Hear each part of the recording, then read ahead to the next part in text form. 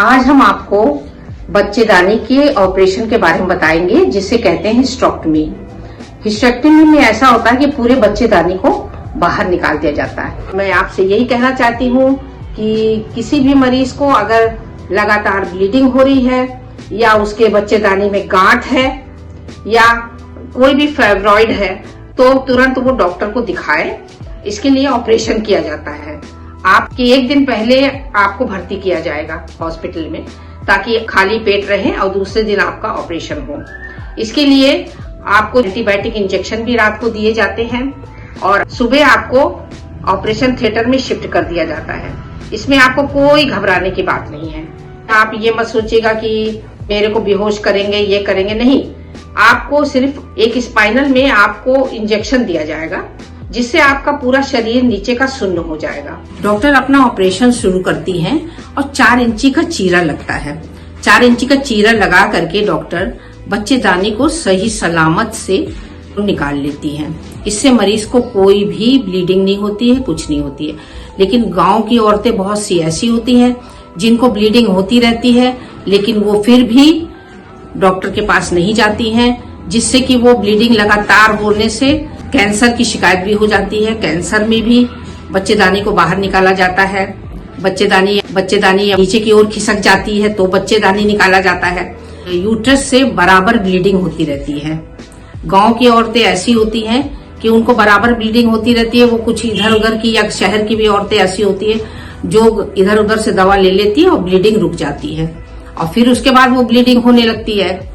इससे कि कैंसर होने की भी शिकायत होती है। कैंसर में भी बच्चेदानी को निकाला जाता है, जैसे कि बच्चेदानी में फाइब्रॉइड का होना और बच्चेदानी का नीचे खिसकना और बच्चेदानी में बराबर दर्द बना रहता है।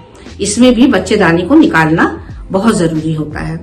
इसके लिए मैं सभी महिलाओं से यही कहूंगी कि वो सभी जो है वो शहर में आए और डॉक्टर को दिखाएं और अपना ऑपरेशन कराएं।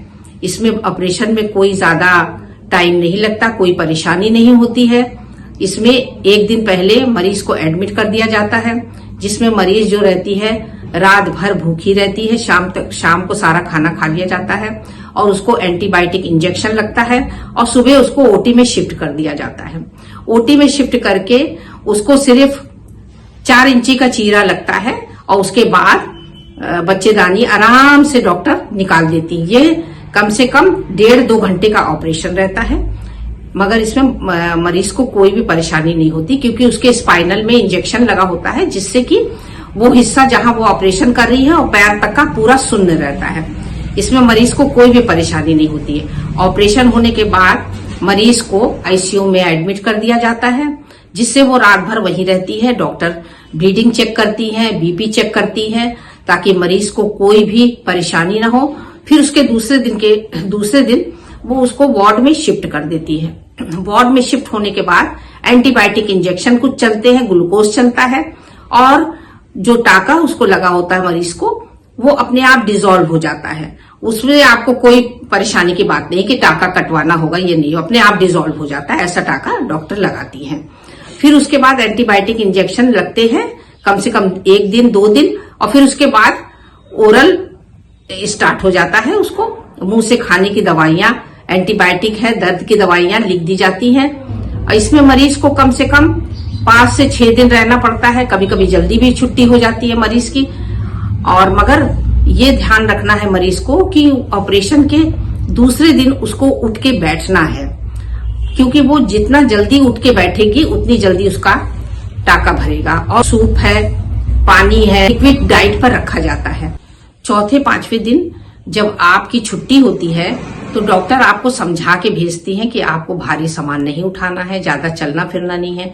इसके लिए आपको घर जा करके अपने खाने का बहुत ध्यान रखना है और आपको इंडियन टॉयलेट पे नहीं बैठना है। आपको वेस्टर्न बाथरूम में आपको यूरिन पास करना है, क्योंकि आपको नीचे नहीं बैठना है। इससे टाका जो है आपका अंदर से टूटने की संभावना रहती है। इसलिए डॉक्टर आपको कहती है कि आप बाथरूम जो है आप वेस्टर्न लैट्रिन में कीजिए।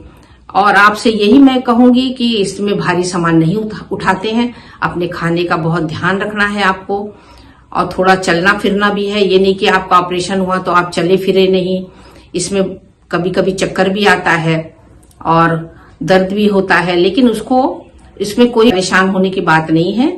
ये करीब 6 महीने तक कम से कम आपको अपना ध्यान रखना है ताकि आप भारी सामान ना उठाएं। बच्चेदानी निकलने के बाद आपको काफी परेशानियां, कोई ऐसी परेशानियां हैं जो हो सकती है, जैसे आपका एमसी ना आना, ये एकदम बंद हो जाएगा क्योंकि बच्चेदानी निकल जाएगी तो एमसी आना ही नहीं है। इसमें आपकी यूरिन भी छूट सकती है। अगर आपको तेज यूरिन लगी हुई तो उसमें आपकी यूरिन भी छूट सकती है।